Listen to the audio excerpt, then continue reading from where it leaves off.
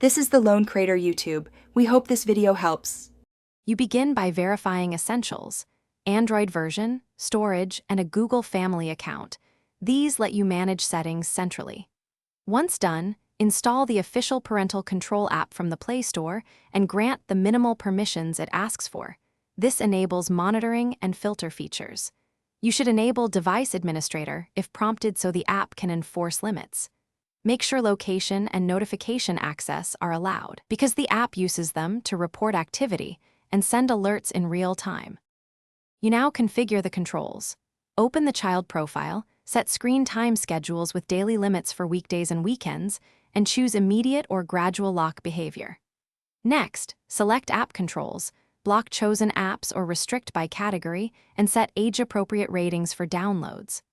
Once that's in place, enable web filtering and safe search to reduce exposure to explicit content.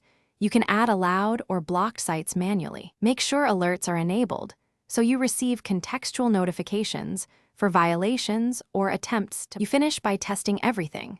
Run a short session on the child's profile to confirm locks, filters, and notifications behave as configured. Once satisfied, review activity reports weekly and adjust screen time, app permissions, or web filters based on usage trends. If something goes wrong, first restart the device and confirm the app retains device admin and notification permissions. If syncing or enforcement still fails, sign out and back into the family account. Then reinstall the app as a last resort to restore proper functioning.